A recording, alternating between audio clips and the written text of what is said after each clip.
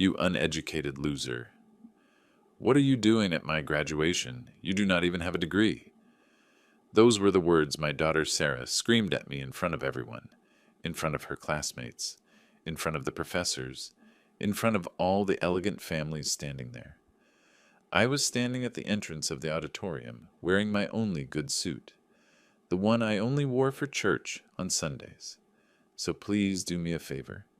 Listen to this story until the end, because this one is going to hurt your chest, but it will also teach you a lot about life. Afterward, tell me which part truly touched your heart, and tell me which city you are listening from. Okay, share this story with anyone who needs to hear it too. My name is Michael.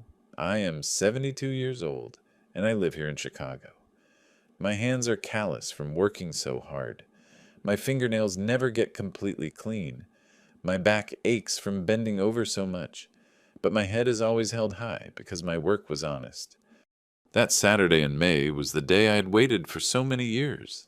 Sarah's graduation day. My princess was going to receive her business degree. She was going to be the first in the family with a higher education.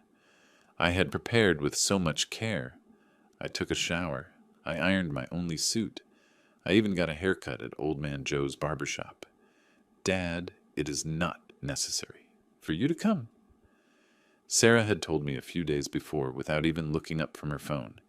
It is going to be very boring, just long ceremonies. But how could I not go? She was my daughter, my only daughter. Of course I am going, honey, I replied. It is your graduation. She sighed as if I were causing her a huge inconvenience. As you wish, Dad. I arrived at the university auditorium with my chest full of pride. I carried a small bouquet of flowers in my hands. Nothing fancy, but chosen with love at the market florist. The lady who helped me said, Mr. Michael, these flowers look beautiful for your granddaughter. For my daughter, I corrected her with a smile. She graduates today. Oh, what pride you must feel, the lady said. And yes, I felt proud, very proud. The auditorium was full of well-dressed families. Imported cars parked outside. Mercedes BMWs and shiny Audis. I had arrived in my old Ford sedan. The one I bought used 15 years ago, and that still ran perfectly because I maintained it myself. I walked among the elegant families looking for Sarah. The moms wore expensive dresses and designer shoes. The dads wore suits that looked like they cost more than what I earned in a month. Some looked me up and down, not with malice, but with curiosity, as if wondering what I was doing there. I found Sarah near the entrance chatting with a group of her classmates. She looked beautiful, dressed in a beige suit I did not recognize. High heels, her hair perfectly done. She looked like a total professional. Sarah, I shouted with joy, raising my hand a little so she would see me. When she saw me, her face transformed completely. It was not joy. It was not affection. It was pure shame. Her eyes opened wide, and she quickly looked at her classmates, as if checking if they had seen me call her. I walked toward her with a big smile. Honey, what a special day. What are you doing here? She said in a low voice, but full of annoyance. I told you it was not necessary to come. I kept smiling, trying to ease the tension. Of course I came. Honey, it is your graduation. I am your dad. Her classmates were watching us. A tall blonde boy with expensive glasses looked me up and down. A blonde girl with a designer bag whispered something in another's ear. I could feel their stares, but I did not understand why Sarah looked so uncomfortable. Dad, please, she said through her teeth. These are my classmates from the university. That is great, I said, extending my hand. Nice to meet you. I am Michael. Sarah's father. The silence was awkward. The blond boy shook my hand very quickly as if he did not want to touch me for too long. The girls barely moved their heads. And what do you do for a living, sir? One of them asked me with a voice that sounded, I do not know how to explain it, as if she were speaking to someone way beneath her. I am a mechanic, I replied with pride. I have my own shop. I saw how they exchanged glances. The blond boy raised his eyebrows a little. Sarah turned red with shame. Oh, interesting, the girl said, but her tone said the complete opposite. It was then that a very elegant lady arrived, clearly the mother of one of the boys. "Son," she shouted to the blond boy, "come here. I want to introduce you to your father's partners." The boy apologized and ran off toward where his family was. A family that looked rich. Very rich. Dad, Sarah said to me now, more annoyed. "Why did you come dressed like that?" I looked at my suit. It was old, yes, but it was clean and ironed. "It is my good suit, honey. The same one I use for church. But look how the other families are dressed." For the first time, I looked closely at the other father's clothes. Suits that looked incredibly expensive. Watches that shined. Leather shoes that looked new. And then I saw myself, with my suit I bought at a discount store years ago. My shoes that I had polished that morning but already had many years of use. "Honey, I came as best as I could," I told her softly. "I wanted to see you receive your diploma." "Oh, Dad," she exclaimed, and I saw something in her eyes I'd never seen before, something that hurt me a lot. Was it contempt? At that moment, another family arrived. Mom, Dad, and the graduate. The dad was an older man, but dressed impeccably. The mom had jewelry that shined from far away. When they saw Sarah, they approached. Sarah shouted, the lady, "So good to see you. Are these your parents?" Sarah stayed silent for a moment that felt eternal. Then she turned to look at me, and in her eyes I saw something that broke my heart. He is my father," she said very quietly, as if she was embarrassed to admit it. "What a pleasure, sir," the elegant man said, extending his hand. "I am Mr. Thompson Andrews' dad. And you work in—" "He is a mechanic," Sarah answered before I could speak, with a voice that sounded as if she were announcing something shameful. "Ah," said Mr. Thompson, and his smile became a little more forced. That is good." His wife smiled too, but it was a fake smile. One of those smiles people put on when they do not know what to say. And that was when it happened. When the words, "I will never forget," came out of my daughter's mouth. A classmate of Sarah approached and said, "Hey, Sarah, aren't you going to introduce us properly to your dad and my daughter?" My princess, my only daughter, exploded. "You uneducated loser. What are you doing at my graduation? You do not even have a degree. You embarrass me with your dirty hands and your cheap clothes." The silence was total. All the conversation around us stopped. All eyes turned toward me. I saw the faces of shock, some of pity, others of curiosity. The elegant parents looked at me as if I were nothing, a nuisance, an old mechanic who did not know his place. Sarah continued now, lower but just as cruel. "Go home, Dad. You do not belong here. These people are not like you." I felt as if someone had punched me in the stomach. All the air left my lungs. The flowers I carried in my hands suddenly weighed like stones. But do you know what I did? I smiled. I smiled and told her very quietly, just for her to hear. "It is okay, honey. Have a good day." I gave her the flowers, although she did not want to take them. I left them on an empty chair and walked out slowly. Every step hurt more than the last. It was not just my heart that was broken. It was a lifetime of love that had been trampled in that moment. I got into my old Ford, the one I bought used and kept running perfectly myself. My breathing was heavy. My hands trembled a little as I put the key in the ignition. I drove to the house in total silence, our simple little house in the working-class neighborhood, small but always clean and cozy. I sat on the living room couch, the same one where I used to sit to watch Sarah do her homework when she was little, where I helped her with math even though I did not have much education, where she told me about her day at school when she still loved me. The tears began to fall, but they were not tears of sadness only. There was something else, anger, disappointment, and something I did not yet know what it was, but it was growing inside my chest. Because one thing I had learned in 72 years of life: nobody, absolutely nobody, has the right to humiliate another human being in that way, not even if it is your own daughter. That night, I could not sleep for a single minute. I stayed sitting on the couch until dawn, looking out the window. But in reality, I saw nothing. I only thought about Sarah's words. Uneducated loser. You do not belong here. These people are not like you. Do you know what hurts the most? That she was right about something. I was not like those people. I never was. But until yesterday, until that moment at the graduation, I thought that was okay. That being different was not bad. When the sun came up, I got up and went to the kitchen to make coffee. I passed by the hallway mirror and saw myself, really saw myself, an old man of 72 years with wrinkles carved into his face, with hands that no matter how much I washed them, never got completely clean, with a back a little hunched from so many years working. Old loser, I muttered to myself, and for the first time in many years I asked myself, was that what I really was? I sat at the kitchen table with my coffee and started to remember. When was it that everything started to change with Sarah? Because it was not always like this. There was a time when she saw me as her hero. Sarah was born when I was 48. Emily and I had waited so long to have a child. We thought it was never going to happen. When that little girl was born, oh my God, she was the most beautiful thing I had seen in my life. I remember when she was little, about 5 or 6 years old, she always wanted to come with me to the shop.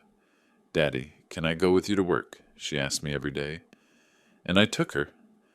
I set up a little chair in a corner where she could watch me work, but where she would be safe. She loved watching how I fixed the cars. "Daddy, you are a wizard," she would tell me when I managed to make an engine start after hours of work. "You make the cars come back to life." Those words, "You are a wizard," filled me with so much pride. Sarah saw me as the smartest man in the world. When the neighbors had car trouble, she told them, "Take it to my dad. He can fix anything." At night after dinner, she would sit on my lap and ask me to tell her stories about my work. Tell me about the car that did not want to start Daddy. And I told her as if they were fairy tales, the evil engine that did not want to cooperate, and the good mechanic who had to find a way to save it.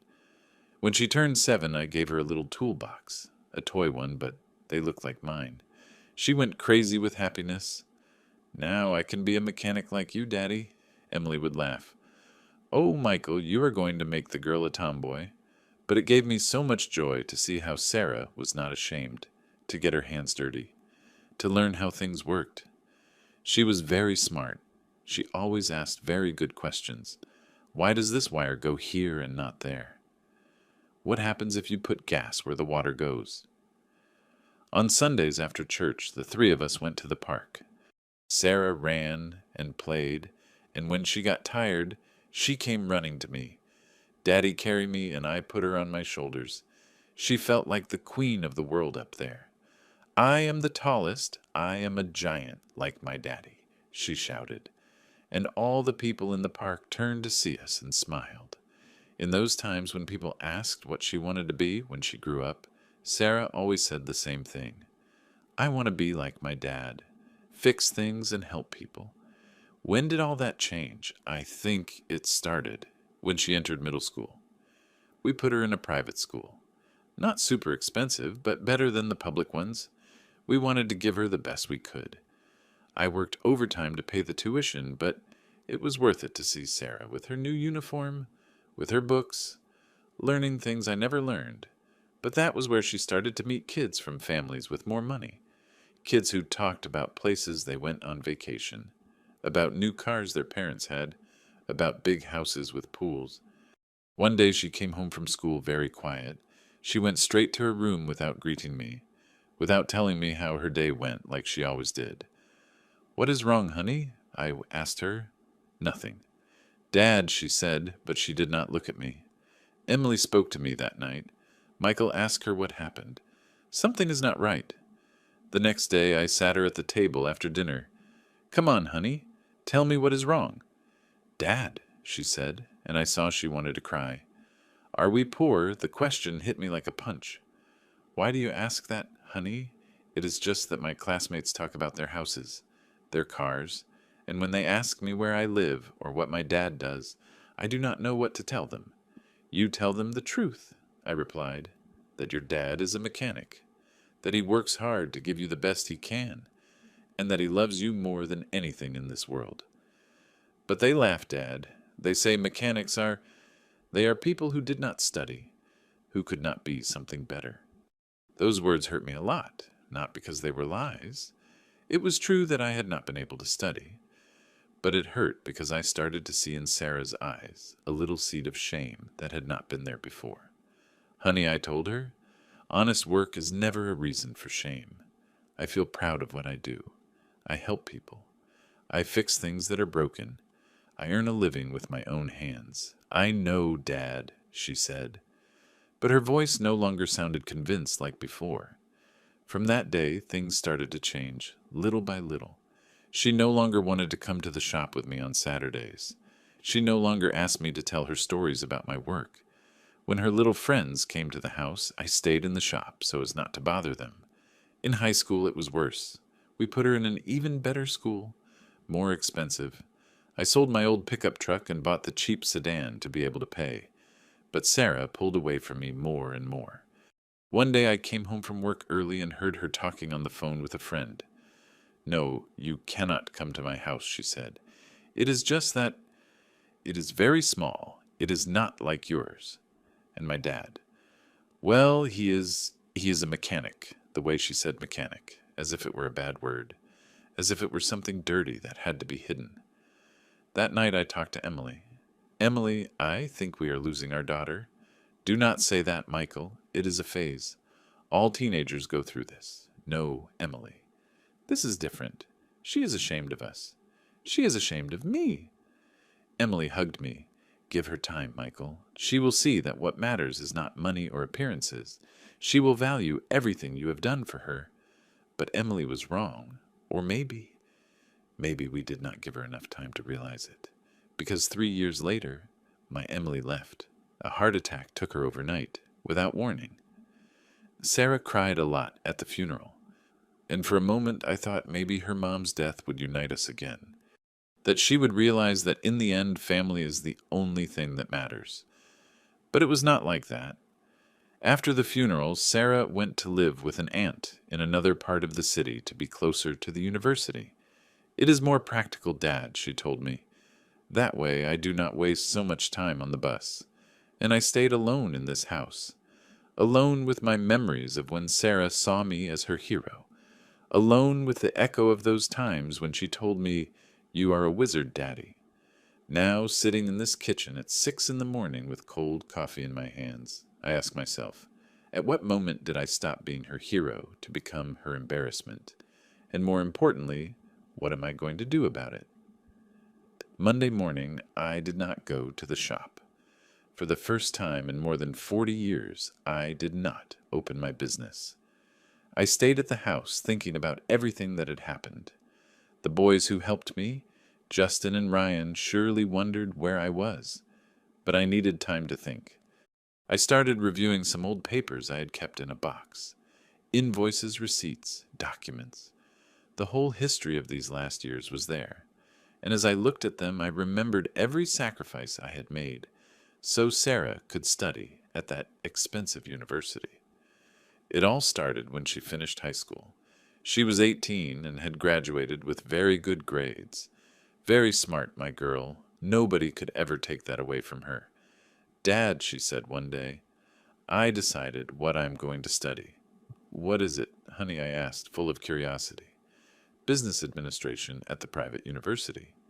Emily and I looked at each other. We had heard of that university. It was one of the most expensive in the city, for people with a lot of money.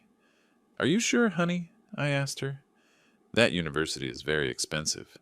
But Dad, it is the best. If I want to get a good job later, I need to study at a prestigious university. My teachers told me that with my grades, I can get in. Emily squeezed my hand under the table. We both knew what that meant. Years of extra work, of tightening our belts, of not spending on anything that was not absolutely necessary. How much is it? I asked, although I already imagined it was going to be a lot. Sarah took out a paper where she had written down all the numbers. Enrollment is $5,000. And each semester is $20,000. I did the math quickly in my head. It was 8 semesters, 4 years, more than $160,000, just in tuition, not counting books, transport materials, Dad continued Sarah, and I saw in her eyes a hope I had not seen in a long time. I know it is a lot of money, but I promise you I'm going to be the best student. I'm going to get a job at a major company, and I am going to pay you back everything. Emily spoke for the first time. Daughter, it is a lot of money. Your dad would have to work. I will take care of it, I interrupted her. If Sarah wants to study there, she is going to study there.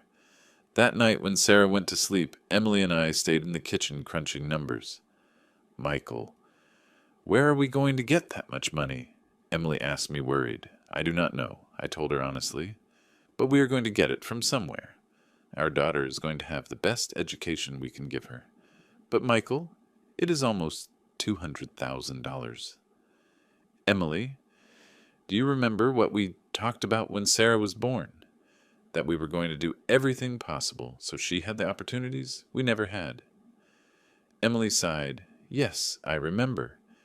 But we did not know it was going to cost so much. Well, it is done, I decided. We will find a way.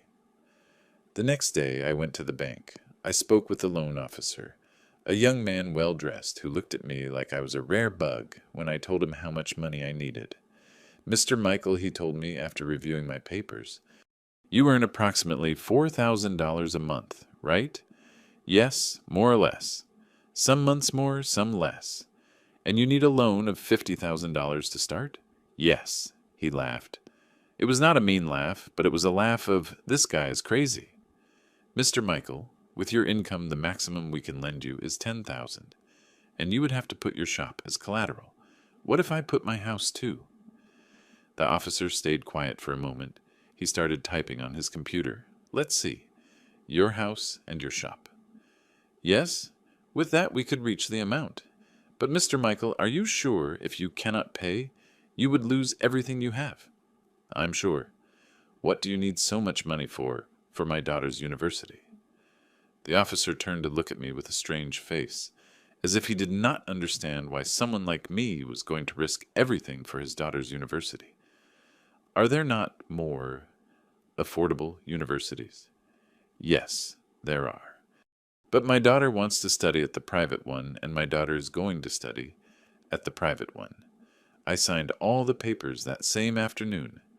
Emily cried when I told her. Michael, what if something goes wrong? What if we cannot pay? It is not going to go wrong, Emily. I am going to work more. I am going to get more customers. I am going to do whatever is necessary. The first semester was paid with the loan, but I knew that money was not going to last for the whole degree. I had to find a way to earn more. I started working Saturdays and Sundays. Before, weekends were for resting, for being with family. But now I had to take advantage of every day. Every dollar that came in was for Sarah's university. I hired Justin to help me, a young guy very hard-working who learned fast. Between the two of us, we could service more cars, work more hours. Mr. Michael Justin would tell me, why do not you close on Sundays? You're getting too old to be working 7 days a week. I cannot, son. I need the money. What do you need so much money for? For my daughter's university. Justin stayed quiet. He earned a minimum wage and lived in a very humble house with his mom. To him, the idea of spending that much money on university was something impossible to understand. Emily started working too. She got a job cleaning offices at night. She left the house at 8 at night and returned at 2 in the morning. Emily, you do not have to do this, I told her. Of course I have to do it, Michael. It is for our daughter. We were both working like donkeys. Me in the shop from 6 in the morning until 9 at night. Emily in the offices at night. We saw each other barely a few hours a day. But it worked. Sarah's first year of university was paid in full. Tuition, books, everything. Sarah was happy. She came home talking about her classes, about her teachers, about her classmates. But every time she talked about her classmates, I noticed something different in her voice. Dad, My classmates are very smart. Many speak perfect French. They have traveled to Europe. You are very smart too, honey. Yes, but they know about things I do not know. They have lived experiences I have never lived. That is why you are studying, honey. To learn new things. Yes, but it is different, Dad. They come from families that have money, that have education. There was that little word again that hurt me. Education. As if the fact that I had not gone to college meant I knew nothing, that I was worth nothing. At the end of the first year, Sarah showed me her grades. Pure Oz. I felt so proud. Honey, how smart you are. Thanks, Dad. But what my classmates invited me on a trip for spring break? They are going to Europe. To Europe? How much does that cost? Like $5,000. But do not worry, Dad. I know we cannot. I saw the sadness in her eyes. Her rich classmates were going to travel to Europe, and she was going to stay at home because we did not have money for those things. When is the trip? I asked her. In 2 weeks. That night, I talked to Emily. Emily Sarah wants to go on a trip with her classmates. How much does it cost? $5,000. Oh, Michael, we do not have $5,000. But we can get it. How selling something, or borrowing. The next day I sold my old TV, my radio, some tools I did not use much. I gathered $3,000. The other $2,000 I borrowed from my best friend Pete. Here, honey, I told Sarah, giving her the money. Enjoy your trip. Her eyes filled with tears. Thanks, Dad. You are the best dad in the world. For a moment, I saw my little girl again, the one who told me I was a wizard. But that moment lasted very little, because when she returned from Europe, Sarah was no longer the same. She had seen how people with money lived. And now our small house, our simple life, everything seemed very poor to her, very little. And I started to realize that every dollar I spent giving her those experiences also pushed her a little further away from me. The second year of university was when things got really heavy. It was no longer just paying tuition. Now Sarah needed a new computer, more elegant clothes to look professional, money for special projects.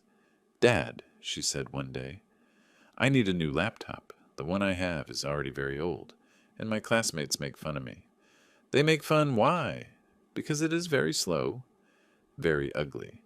Everyone has new laptops, MacBooks. When we have to do group work, it is embarrassing to take out my computer. The computer she had, we bought just 2 years before. It was not the most modern, but it worked fine. But of course, for the standards of her rich classmates, it was trash.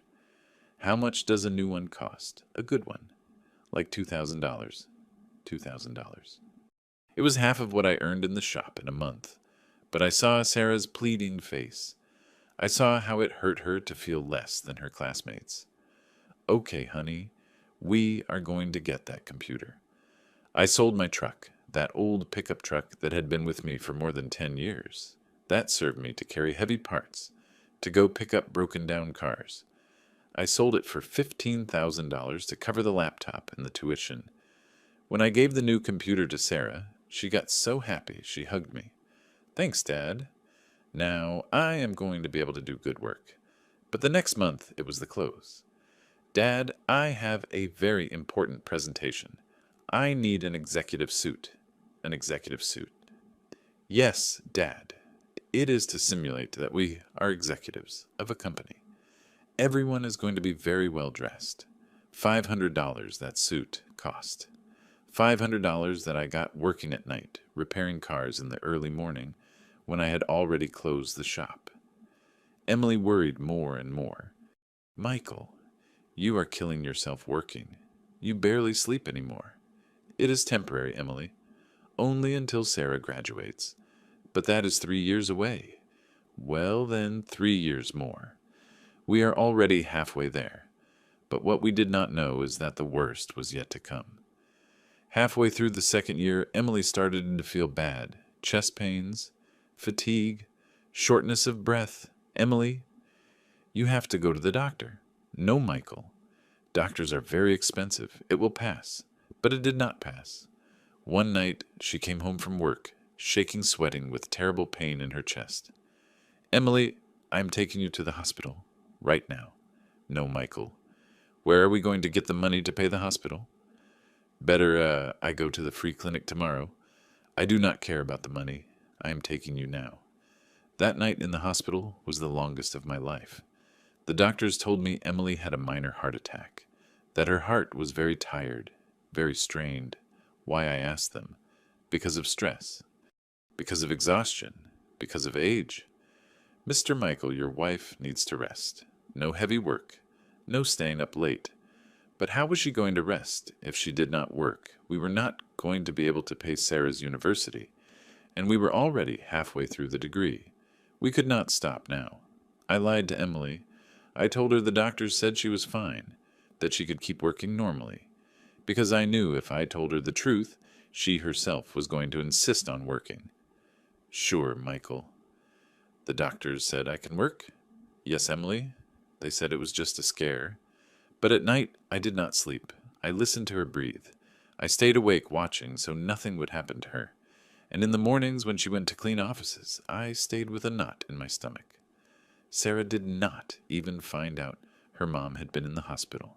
She was so busy with her studies, with her new friends, with her university life, she did not notice Emily had come home pale, tired, sick. How is Mom? I asked Sarah one day. Fine, right? Why do you ask? Have you not seen her tired? Oh, Dad, we are all tired. Me with my studies, you with your work, her with hers. It is normal. Normal. For Sarah, it was normal that her parents killed themselves working to pay for her university. It was normal that we never had money for ourselves, that we never went out to eat, that we never bought anything for the house. In the third year, the demands were worse. Sarah got a student exchange. 6 months in London. Dad, it is an incredible opportunity. I am going to study at a British university. Imagine how good that is going to look on my resume. How much does it cost, honey? Well, it is like $20,000. But Dad, it is an investment. When I graduate, I am going to get much better paid jobs. $20,000. I earned $4,000 a month. It was 5 months of my full salary. Honey, it is a lot of money. Dad, please. All my classmates are going. If I do not go, I am going to be left behind. Do not you understand? This is for my future? Of course I understood. But I also understood that to get those $20,000, I was going to have to sell something else, or ask for another loan, or work even more hours. I went to the bank again. This time I asked for a personal loan of $20,000. The interest rates were sky high, but I had no choice. Mr. Michael said the same officer from before. You already have a very large loan with us. Your monthly payments are already almost $2,000. If we give you this additional loan, you are going to have to pay $3,500 every month. Yes, I understand. And where are you going to get $3,500 every month, working more? The officer shook his head. Mr. Michael, are you sure it is worth getting into so much debt for a university? It is for my daughter. But Mr. Michael? It is for my daughter, I repeated louder. I signed the loan. Now I owed more than $100,000 to the bank.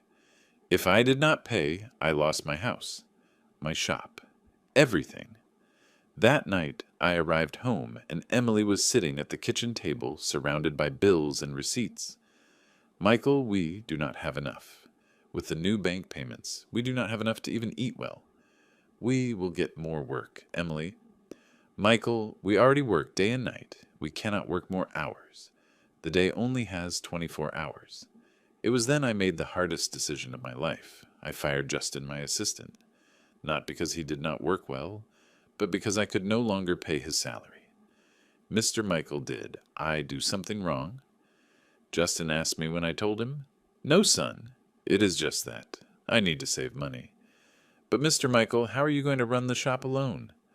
The work is already very heavy. I will be able to, son. Do not worry. Justin left sad. He was a good boy, hard-working, and I was leaving him without a job, just to keep paying my daughter's university. Now I worked completely alone. From 5 in the morning until 10 at night, without help, without rest. My hands were always injured. My back hurt all the time. My eyes burned from straining them so much. But when Sarah went to London and sent me photos of the university, of her new foreign friends, of the cities she visited, I felt it was all worth it. Dad. This is incredible, she wrote me. Here everything is different. The classes, the technology, the way of living. I'm realizing how much I had left to learn. How much she had left to learn. As if everything she had learned here, everything we had taught her, meant nothing compared to what she was seeing there. And when she returned from London 6 months later, she was no longer the same Sarah who had left. She had changed completely. She spoke differently. She dressed differently. Even her way of walking was different. Dad, here, everything is so backward, she told me the first day she returned. In Europe, things work better. People are more educated. Again, that word. Educated. As if we were ignorant people who knew nothing about life. The 4th year of university was when I lost Emily. And when I realized I had lost my daughter too, but in a very different way, Sarah returned from London completely changed. She was no longer just ashamed of me. Now she was also ashamed of our whole life. Dad, here everything works poorly, she told me every time something did not go as she wanted. In London, this would not happen. Honey, this is your country. This is your home. Yes, but that does not mean I have to settle for second-rate things. Second-rate things. That is how she saw our life, our house, our family. Everything was second-rate for her now. Emily realized the change before I did. One night after Sarah had been complaining about the food we had prepared. In Europe, the food is more varied, more sophisticated. Emily spoke to me. Michael, our daughter, is no longer the same. She is just adapting again, Emily. Give her time. No, Michael. This is different. She sees us like we are less than her. Do not say that, Emily. Do not you notice the way she talks to us, the way she looks at us, as if she pities us. I had noticed, but I did not want to accept it, because accepting it meant admitting that everything we had sacrificed had been to push our daughter away from us.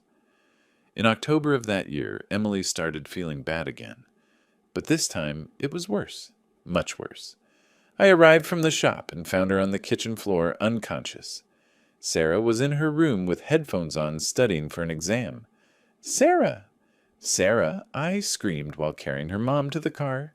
What is wrong, Dad? She ran out. Your mom is bad. Very bad. In the hospital, the doctors worked 3 hours trying to save her. 3 hours in which Sarah and I sat in a cold waiting room without speaking. Is she going to be okay? Sarah asked me. I do not know, honey. I do not know. At 2 in the morning, the doctor came out. His face told me everything before he opened his mouth. I'm sorry, Mr. Michael. We did everything we could. Emily was gone. My wife, my partner for life, the woman who had killed herself working to give our daughter the best education, was gone. Sarah cried a lot at the funeral.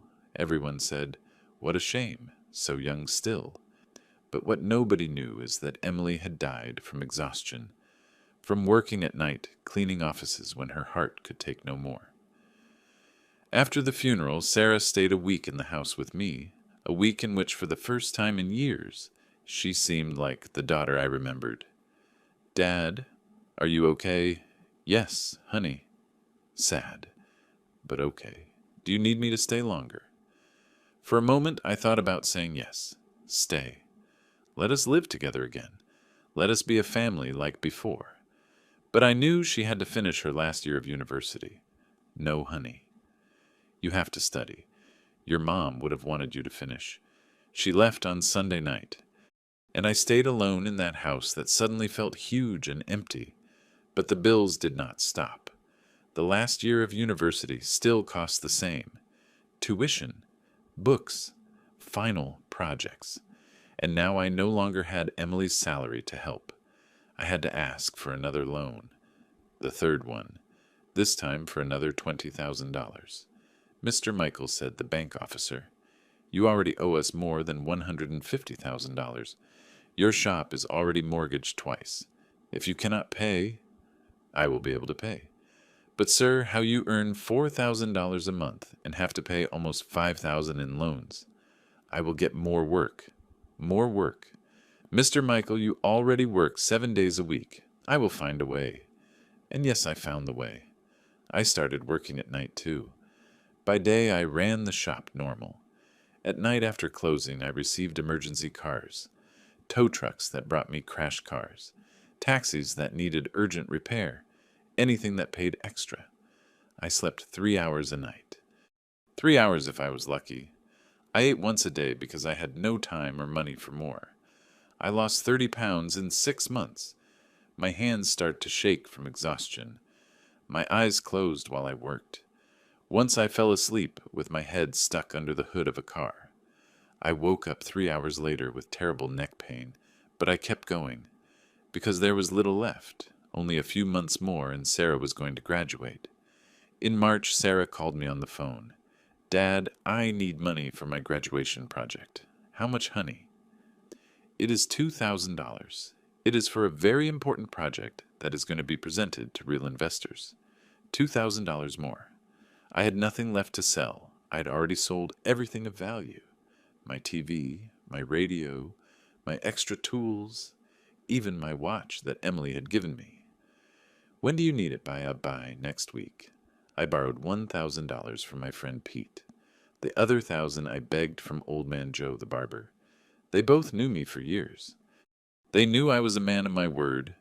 Mr. Michael said, my friend Pete, why are you killing yourself so much for that university? In the end, your daughter is going to get a job, and that is it. It is just that I want to give her the best, Pete. But, Mr. Michael, you look very bad, very skinny, very tired. Your wife already died from so much work. Do not say that, Pete. Mr. Michael, you can fool me, but you cannot fool yourself. Your Emily died of a heart attack because she killed herself working. And you are going down the same path. I knew he was right, but I could not stop now. I had already invested everything. My house, my shop, my health, Emily's life. If I stopped now, all that would have been for nothing. In April, Sarah came to the house to tell me about her plans after graduating. Dad, I already have job offers. Very good companies want to hire me. That is great, honey. How much are they going to pay you? I start earning $60,000 a year, $5,000 a month. And in a year I can be earning $70,000 or $80,000, $5,000 a month. More than double what I earned after 40 years of work, and she starting fresh out of university. With that salary, I am going to be able to rent a nice apartment downtown, buy myself a new car, live well. Sarah kept talking. And are you going to live alone? Yes, Dad, it is time to be independent. Independent. She did not mention helping me pay the debts I had made so she could study. She did not mention staying with me to keep me company after her mom's death. She only talked about her nice apartment and her new car. Honey, I said softly, when you start working, do you remember that your education cost a lot of money? I have some debts. Oh, Dad, she interrupted me, but those debts you made, I never asked you to get into debt so much. I froze. What do you mean you never asked me? You wanted to study at that university. Yes, but I thought you guys had the money. If I had known you were going to get into debt so much, I would have studied at a cheaper university. Lies. She knew perfectly well that we did not have money. She knew we worked day and night to pay everything for her. But now that she already had her degree, that she already had her future secured, it was very easy to say she never asked for anything. Honey, but you are going to earn very well. Could you help me a little, Dad? I have my own expenses. I have to start my professional life. I cannot be carrying other people's debts. Other people. That is how she saw me. As other people. Not as her dad, who had killed himself working to give her that professional life she was now going to start. That night when Sarah left, I sat at the kitchen table and did all the math. I owed $170,000 to the bank. I had to pay $5,000 every month, and I earned $4,000. Mathematically, it was impossible. There was no way I could pay those debts working, honestly. It was then I started thinking about something different, about a way for my daughter to know exactly how much her education had cost, and who had really paid for it. The days before graduation were the strangest of my life. I knew something had to change, but I still did not know exactly what I was going to do. Sarah came to the house on Tuesday to pick up some documents she needed for her ceremony. I saw her arrive in a car I did not know, a red Honda Civic. Nice. New. Whose car is that? Honey, a friend lent it to me to go to some job interviews. A friend. Surely one of those rich classmates who could lend cars like it was nothing. It hurt to think my daughter already had access to things I could never give her. Dad, are you going to be able to go to my graduation? She asked me while looking for papers in her room. Of course I am going to go, honey. It is your graduation. It is just that the ceremony is very elegant. Very important families are going. Businessmen, politicians, and nothing, Dad. I'm just telling you, so you know. I understood the message. She was ashamed of me going. Again. Do not you want me to go? It is not that, Dad. It is just that, well, you know how those people are. They are very classy. Honey, I am your dad. I have the right to be there. Yes, you are right. It is fine. But her tone said the opposite. That night after she left, I started reviewing one more time all the loan papers, all the receipts, all the bills I had paid during those 4 years. Tuition, $80,000. Books and materials, $10,000. Computer, $2,000. Professional clothes, $1,500. Trip to Europe, $5,000. Exchange in London, $20,000. Final project, $2,000. Extra expenses, food transport, events, $10,000 more. Total around $130,000 directly plus interest. It was massive. More than 30 years of my full salary. More than I was going to earn in all my remaining life. And Sarah had no idea. For her, it all had arrived like magic, as if money grew on trees. On Wednesday, I went to see my friend Pete. I needed to talk to someone. Pete. What would you do if your child treated you like you were worth nothing? Why do you ask that, Mr. Michael? For nothing. Just curiosity. Well, I think I would teach him a lesson. Kids sometimes forget where they come from. What kind of lesson, I do not know. Something that made him remember everything one has done for him. That conversation kept spinning in my head all day. On Thursday, while working on the engine of a pickup truck, I had an idea. An idea that at first seemed crazy, but as hours passed, started to make more sense. What would happen if Sarah knew exactly who had paid for her university? What would happen if she knew that every dollar she had spent had come from my callous hands, from my sleepless nights, from her mom's life, but telling her was not enough? I had already tried to talk to her, and she had ignored me. It had to be something more impactful. That night, I took out all the bank documents, all the loan applications I had signed during those years. In all of them appeared the reason for the loan, daughter's university education. I also took out all the tuition receipts. In all of them appeared my name as responsible for payment, Michael Hernandez. And I took out the invoices for everything I had sold to get money. My truck, my tools, my furniture, everything sold to pay Sarah's university. On Friday, I decided to do something I had never done. I went to the university.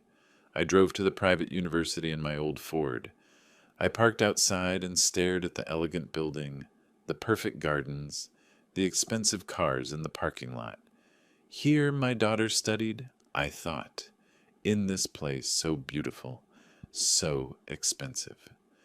I walked to the administration office. The secretary, an older lady, very kind, attended me. Good morning. How can I help you? Good morning. I am Michael Hernandez. My daughter Sarah graduates tomorrow. What joy do you come for the invitations? No, I come to ask something. I was the one who paid for all my daughter's university. Do you have those records? Of course, sir. Why do you ask? Could you give me a copy of all the payments that were made? With dates, amounts, everything. Yes, no problem. What do you need them for a personal matter?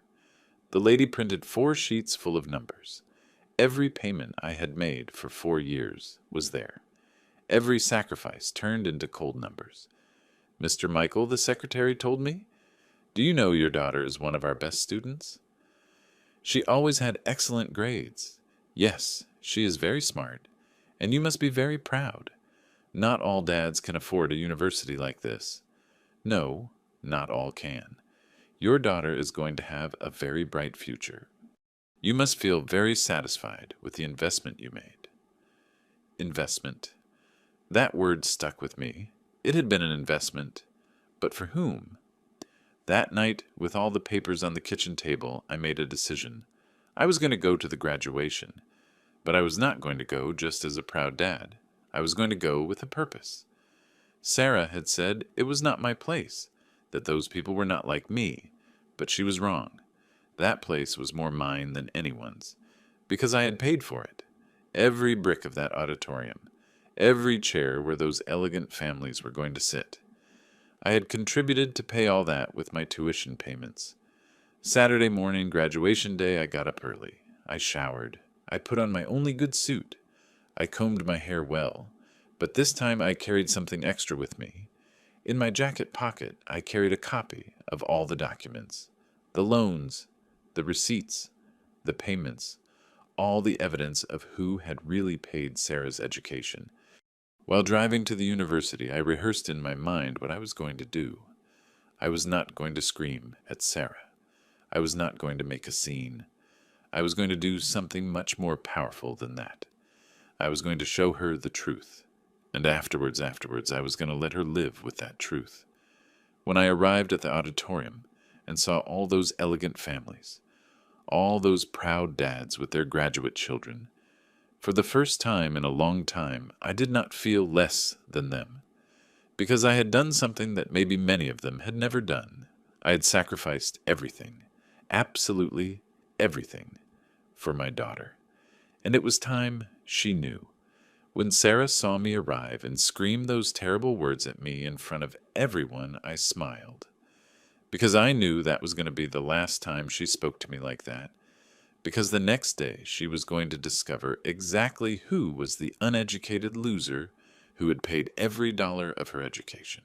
And then we would see who had the right to be there and who did not. Sunday morning I got up at 5, not because I had to work. For the first time in years I had closed the shop on Sunday. I had something more important to do. After what had happened at the graduation, after those words Sarah had screamed at me in front of everyone, I knew there was no turning back. My daughter needed to learn a lesson she was never going to forget. I ate breakfast calmly dressed in normal work clothes and left for the house where Sarah lived with her Aunt Linda. During the drive, I went over my plan one more time. It had to be perfect. It had to be something she could not ignore, could not deny, could not minimize. I arrived at 7 in the morning. I knocked on the door. Michael, Aunt Linda said, surprised. What are you doing here so early? Good morning, Linda. I came to see Sarah. Oh, Michael, she is still asleep. Yesterday she arrived very late from her graduation party. It does not matter. I will wait for her. Linda let me in and offered me coffee. We sat in the living room and she asked me, how did it go yesterday at the graduation? Sarah arrived acting very weird, like angry. We had a small misunderstanding, I told her. That is why I come to talk to her. Oh, Michael, that girl sometimes, since she came back from London, she is very changed. She is no longer the same Sarah from before. At 9:30, Sarah came down. She was wearing expensive pajamas, messy hair, and when she saw me, her face went serious. What are you doing here, Dad? Good morning, honey. I came to talk to you. About what? About what happened yesterday. Sarah sighed as if having that conversation was a huge drag. Dad, I already explained to you. It was a difficult moment for me. There was a lot of pressure. Yes, I understand, I told her calmly. That is why I came to bring you something. I took a manila envelope out of my bag, a thick envelope full of papers. What is that? They are documents, honey? Documents I think you should see. I handed her the envelope. Sarah opened it without much interest, as if it were something unimportant. But when she saw the first paper, when she read bank loan application, reason daughter's university education, her face started to change. What does this dad keep looking, honey? She took out the second paper. It was the receipt for the first tuition payment, with my name as responsible for payment and my signature at the end. The third was the sales contract for my truck dated the same day she had asked me for money for her computer. The fourth was the bank document where I had put my house as collateral. Sarah kept looking at the papers one by one. Her face got paler with every document. Dad, what does all this mean? It means, honey, that uneducated loser without a degree who embarrassed you yesterday was the one who paid every dollar of your university. I showed her the summary I had made the night before. $150,000 broken down penny by penny. $150,000, Sarah murmured. $150,000 exact. More than 30 years of my full salary. But, Dad, I thought that... You thought what, honey? You thought money appeared by magic. You thought your mechanic dad had that amount hidden under the mattress. Sarah stayed quiet, looking at the papers. Do you see this date? I pointed to a document. It is when your mom started working nights cleaning offices to be able to pay your second year. Mom worked nights every night, honey, from 8 until 2 in the morning, cleaning bathrooms, mopping floors, emptying trash cans. I did not know. And do you see this other date? It is when I sold my truck. Remember the day you arrived happy with your new computer? Sarah turned to look at the sales document. $15,000 for a truck that was worth much more. And do you know what day your mom died? I asked her, taking out the death certificate. 3 days after I paid your last semester in London. 3 days after I signed my third loan at the bank. Dad, do not tell me that. Your mom died of a heart attack, honey. From working so much. From so much stress. From so much exhaustion. But she died happy because she knew her daughter was going to be a professional. Tears started coming out of Sarah's eyes. And do you know how much I owe right now to the bank? I took out the last documents. $170,000. My house is mortgaged twice. My shop, too. Dad, if I cannot pay honey, I lose everything. The house where you were born. The shop where I worked all my life. Everything. Sarah was crying now, but I kept going. Yesterday you told me those debts were made by me. That you never asked me to get into debt. Remember, yes. Well, here are all the times you asked me for money. Here is every dad, I need this. Every dad, all my classmates have that. I showed her a notebook where I had written down every request for money she had made during 4 years. Here it says, Dad, I need a new computer because it embarrasses me to take mine out. $2,000. Here it says, Dad, I want to go to Europe with my classmates. $5,000. Here it says, Dad, the exchange in London is an incredible opportunity. $20,000. Sarah was sobbing. Dad, I did not know. I thought you guys had the money. Honey, did you ever see money in this house? Did you ever see us buying things for ourselves? Did you ever see us going on vacation, buying new clothes, buying a better car? No. Then how did you think we were going to have money for a $200,000 university? Sarah could not answer because she knew I was right. She knew we did not have money, but she had decided not to think about it, not to ask where it came from. Honey, I told her, putting away all the papers, I do not come to ask you to pay me. I am never going to charge you $1. Then why do you show me all this?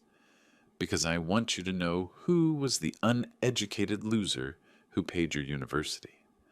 I want you to know that ignorant mechanic you were ashamed of yesterday killed himself working so you could be at that elegant ceremony.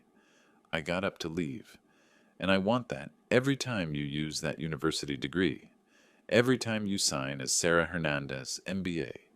You remember the callous hands that paid for it, After showing all the documents to Sarah, I left her aunt's house without saying anything else. She stayed there, sitting crying with all the papers in her hands. During the drive back to my house, I felt different. Not happy, not sad, different. As if a huge weight I had been carrying for years had finally been lifted from my shoulders. It was done. Sarah knew the truth. There was no turning back. The next 3 days were very weird. I did not receive a call from Sarah, or a message. Nothing. Wednesday afternoon, while working on the engine of a sedan, Aunt Linda arrived at the shop. "Michael, I need to talk to you." I put down the tools and wiped my hands. "What happened, Linda?" "It is about Sarah. Since Sunday, when you came to the house, she has not eaten well. She has not slept well. She does not stop crying. And Michael, what did you do to her? What did you tell her?" "I told her the truth." "What truth?" "The truth of who paid her university." Linda looked at me with a face of confusion. "But Michael, she already knew you had paid." "No, Linda, she knew nothing. She did not know how much it cost. She did not know how I got the money. She did not know Emily died working to pay for it." Linda stayed quiet for a moment. "Michael, that girl is very bad. She says she cannot live with the guilt of what happened." "Well, let her learn to live with it. I lived 4 years, working day and night. Emily died working. It is time she carries something too. But Michael—" "Linda, I did nothing bad to Sarah. I only showed her the truth. If that truth hurts her, it is because she knew she was doing wrong." Linda sighed. "She says she wants to talk to you." "Well, she knows where I live. Michael, go see her, please." "No. If she wants to talk to me, let her come." Friday night, when I was already closing the shop, Sarah arrived. She came in the same red Honda I'd seen before. "Hi, Dad. Hi, honey. Can we talk?" "Talk? Out here." "Here is fine." Sarah looked terrible. She had dark circles. She was very pale. You could tell she had cried a lot. "Dad, I have been thinking about everything you showed me Sunday." "Uh-huh. And you're right. I did know you guys did not have money. I did know you were sacrificing for me. Then why did you say you did not know?" Because it was easier to pretend I did not know. It was more comfortable not to think about that." "More comfortable, yes, Dad. Because if I thought about everything you were doing for me, I was going to feel guilty. And I did not want to feel guilty. I wanted to enjoy my university, my friends, my experiences." At least she was honest. "And now what do you want, honey?" I want to help you pay the debts." "With what money?" "With my new job. I already signed the contract. I start Monday earning $5,000. And I can give you $3,000 every month so you pay the bank." $3,000 every month. With that I could pay the debts and keep something to live. And what are you going to live with?" "With $2,000 a month. I know it is little, but I can get a small room, eat simply, and your nice apartment, and your new car. I do not need those things." "Dad, I can live simply." I stayed quiet, thinking. "Honey, are you offering me money because you feel guilty, or because you really understood what is the difference? The difference is that if it is out of guilt in a few months, it will pass, and you will go back to being the same Sarah as before. But if it is because you understood, then maybe you have learned something." Sarah started crying again. "Dad, I do not want to be the person I was Saturday at the graduation. I do not want to be the daughter who screams, 'Uneducated loser,' at her dad in front of everyone." "Then what do you want to be?" "I want to be the daughter who is proud of her mechanic dad. I want to be the daughter who knows his callous hands are worth more than all the university degrees in the world." Those words, after so many years of shame, of contempt, of humiliations, those words reached my heart. "Honey, if you really want to help me, it is not just with money. Then how I want you to come to the house again. I want us to have dinner together like before. I want you to tell me about your job, about your life, but without being ashamed of mine." "Yes, Dad, I do want that. And I want that when people ask you, What does your dad do, you tell them with pride? My dad is a mechanic. He is the best mechanic in Chicago, I will tell them. And it is the truth. And I want you to come work with me on Saturdays. Like when you were little. Seriously. Seriously. I want you to learn to work with your hands. I want you to understand where money comes from. Yes, Dad, I want to learn. We stayed quiet for a while. Then Sarah asked me, Dad, do you forgive me, honey? I forgave you before you asked for forgiveness. But the question is not if I forgive you. The question is if you can forgive yourself. I do not know if I can. Then you have to work on that. You have to demonstrate every day that you have changed for real. How being the daughter Emily would have wanted you to be. Being the daughter who honors all the sacrifices we made. Sarah nodded, drying her tears. Do we start tomorrow, Dad? Start what? Being a family, again. I smiled for the first time in many days. We start tomorrow, honey. The first months after our conversation were difficult. I'm not going to lie. Promises are easy to make when one feels guilty, keeping them when the emotion of the moment has passed. That is another thing. Sarah did start working that Monday, as she had said, and she did come to the house the first weekend, but I could see in her eyes that it cost her. It was hard for her to be in our small house after having tasted the life of the rich. How did your first day of work go? Honey, I asked her Friday when she came to dinner. Good, Dad. It is very different from university. Much more real. Different how in university everything was theory. Here I have to work for real. Produce real results. Do you like it? Yes, I think so. Although it is tiring. That first Saturday she came to the shop was very weird. Sarah arrived with clothes she had bought especially to get dirty. Some old jeans, a simple t-shirt, but you could tell she was not comfortable. What do you want me to do, Dad? For now, just watch. Watch how I work. During the whole morning, Sarah watched me repair an engine. At first she was attentive. She asked questions. But after a few hours I saw she was getting bored. Do not you have something more interesting to do? She asked me. Does this seem boring to you? No, Dad. It is just that. I do not understand much about engines, and how do you think I learned? Do you think I was born knowing? At noon, when we stopped to eat, Sarah was quiet. What is wrong, honey? Nothing, Dad. It is just that. This is harder than I thought. What this about? About changing my life. At least she was honest. Honey, nobody is asking you to change your whole life from one day to the next. But I am asking you to understand where you come from. I do understand, Dad. Seriously? Or do you just say you understand? Sarah sighed. Dad, I am going to be sincere with you. It is costing me work. These 4 years I got used to a different life. I got used to having money. To not worrying about money. To being with people who have a lot of money. And now what now? I feel as if I were living in two different worlds. In my job with my university classmates, I am Sarah, the executive. But here with you, I am the mechanic's daughter.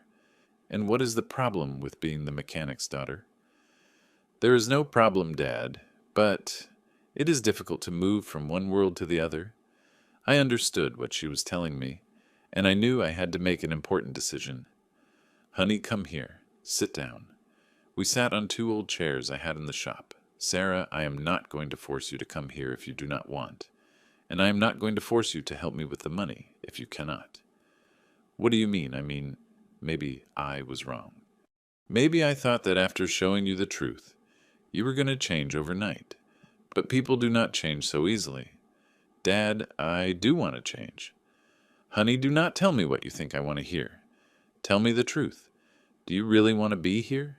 Do you really want to work with me on Saturdays? Or are you doing it only out of guilt? Sarah stayed quiet a long while.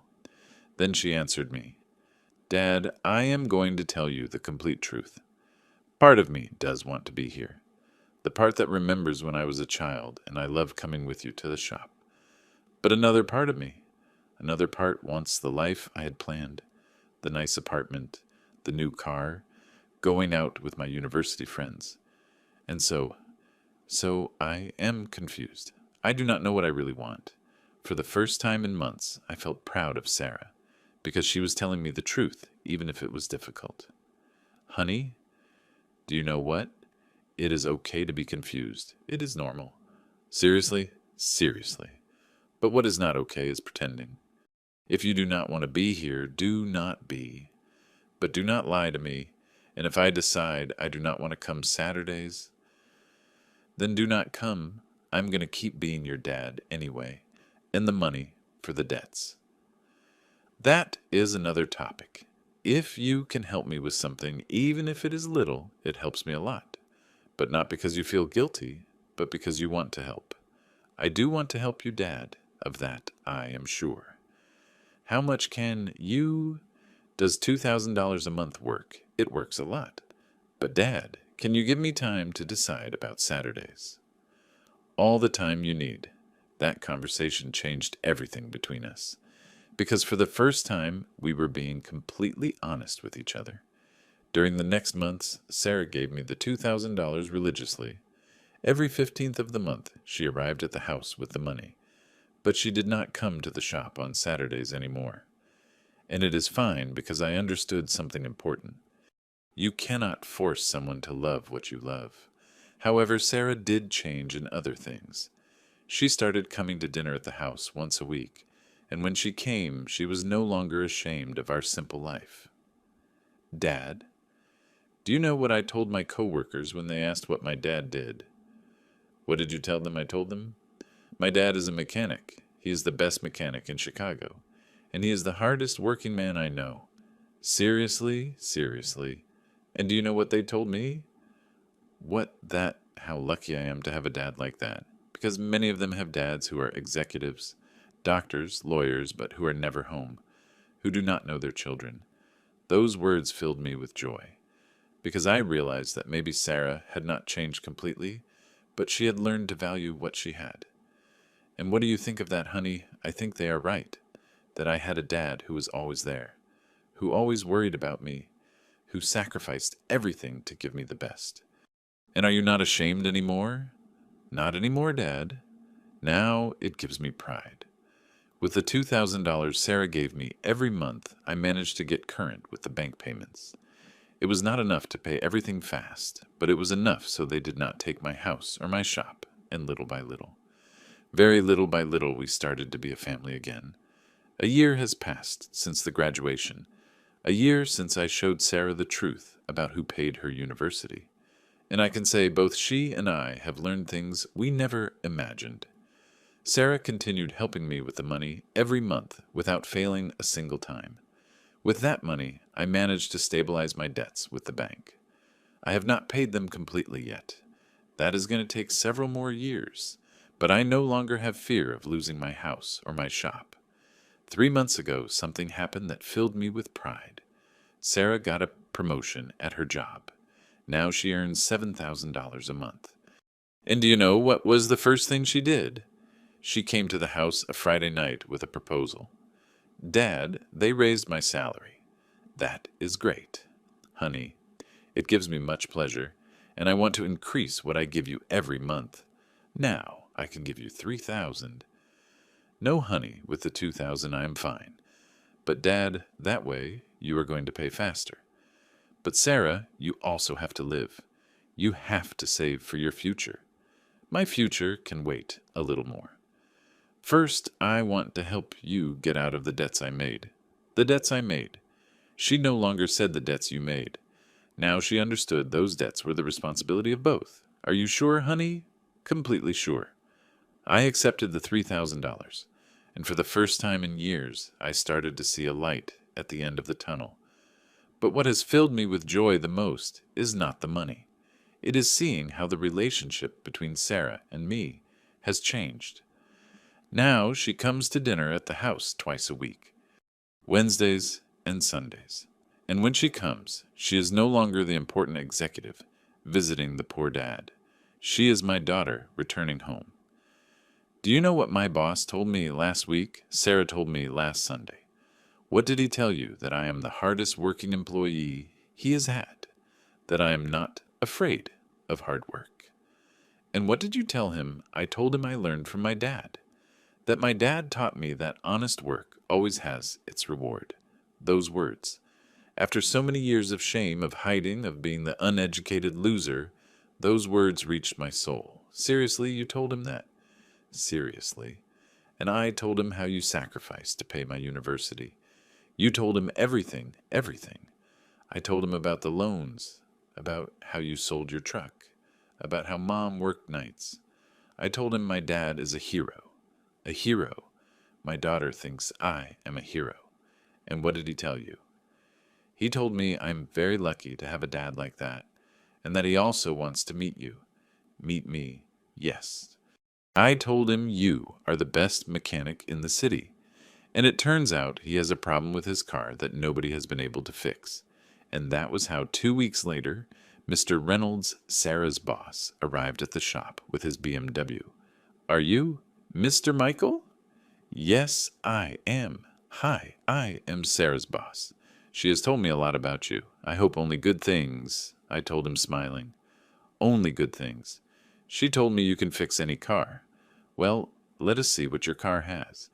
It turns out the BMW had a very complicated electrical problem. He had gone to the dealership to other specialized shops, and nobody had been able to solve it. But I could. After 3 hours of work, the car was like new. I cannot believe it, Mr. Reynolds told me.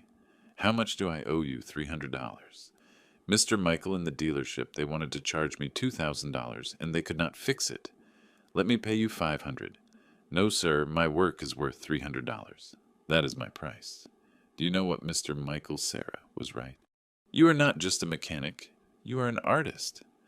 After Mr. Reynolds left, Sarah arrived at the shop. She had come straight from her work. How did it go with my boss? Very well. His car is already fixed. Did he treat you well? Very well. He treated me with much respect.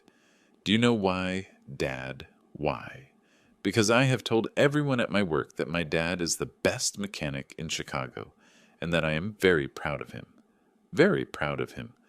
After so many years of shame, my daughter is now proud of me. Honey, do you know something? What, Dad? Sometimes I think everything that happened, the humiliation at your graduation, our fight, everything, maybe it had to happen. Why do you say that? Because if it had not happened, maybe we never would have learned to value each other for real. You are right, Dad. I needed to learn that money and education do not make you a better person than anyone. And what did I need to learn? You needed to learn that you have the right to demand respect. That you do not have to accept anyone treating you badly, not even your own daughter. Sarah was right. For years I had accepted being treated as less. I had accepted the shame. I had thought it was normal for my daughter to be ashamed of me. Do you know what I like most about our relationship now? Sarah asked me. What? That now we are honest. We do not pretend anymore. We do not lie to each other anymore. Yes. Now we are a real family. Dad. Yes, honey. Sorry for calling you uneducated loser that day. It is already forgiven, honey. A long time ago. No, Dad. Sorry for all the years I was ashamed of you. Sorry for not valuing everything you did for me. Honey, the important thing is not the past. The important thing is what we are now. And what are we now? We are father and daughter. We are family. And we have mutual respect. 2 weeks later, Sarah brought me a surprise. A small framed picture she had made with a photo of the two of us working in the shop when she was a little girl. At the bottom in gold letters, it said, "To the best dad in the world, thanks for teaching me that callous hands are worth more than any university degree." That picture is now on the main wall of my shop, and every time a customer arrives and sees it, I tell them with pride, that is my daughter. She is a business administrator, but she also knows how to work with her hands. And that is why, my friend, I say, it is never too late to teach respect. And it is never too late for a family to learn to value each other for real. Now tell me, if it were you, would you have done the same as me? And take the chance. Tell me, Where are you listening from? Eh? Because this story is for all the dads who sacrifice for their children, and for all the children who maybe need to remember where they come from.